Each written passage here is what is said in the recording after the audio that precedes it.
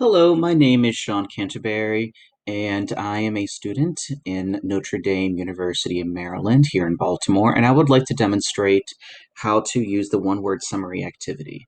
Now, in an in person classroom setting, we will do this with whiteboards and dry erasers and dry markers, but due to the coronavirus, I've actually adapted this activity to be online. So the first thing you want to do is actually teach the content you will teach for the day. So in my case, we have just finished chapter 2 of Persepolis, which is about a young girl living through the Iranian Islamic Revolution.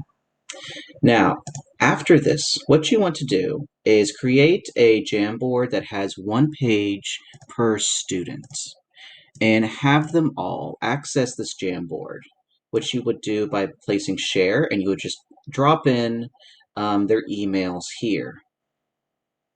If you don't do that, they can only see it, but they cannot edit it. Then what you want them to do is basically to write a one word summary of what they thought about the lesson. So, for example, in chapter 2, we learn about basically Marjane, the main character, and her living through the revolution. And so they need to write about basically how it's affecting her. And so here, for example, John, he wrote one word, which is childhood. Okay. So each of them only have to write one word, what they thought about the lesson. Isabella wrote struggle. So this is what she got out of the lesson. And Christoph wrote powerless. This is what he understood from the lesson. So after this is done, what you want to do is go back into Zoom and you want to have them go into breakout rooms. Now, one thing that I found to be very useful for an activity like this is to actually edit the settings in Zoom prior to the class. So what you want to do is click on breakout room pre-assign. What this will do is that it will save time, and the students will be assigned to the same breakout rooms every time you send them off. And the benefit of this is basically, especially online right now, and how little contact we have with other people, it enables them to one, make friends, and to two, basically become more familiar with and comfortable with another person, which means that more gradually will get done the more times you do this activity.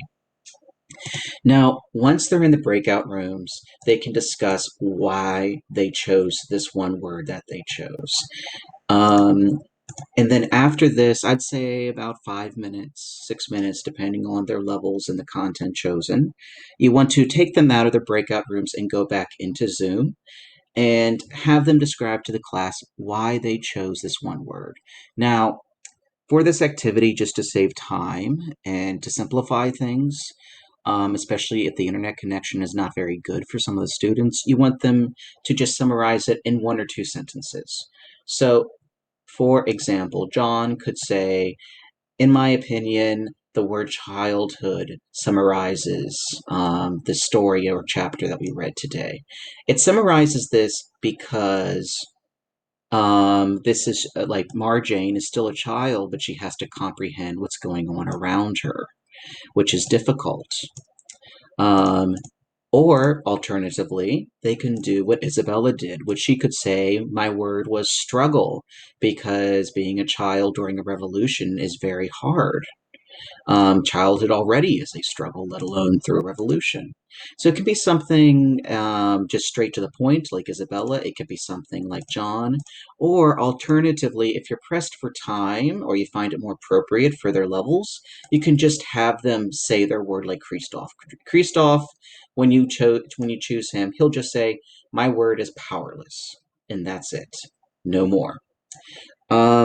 So I hope that this actually helps you plan your classes and to have a little more diversity in your activities.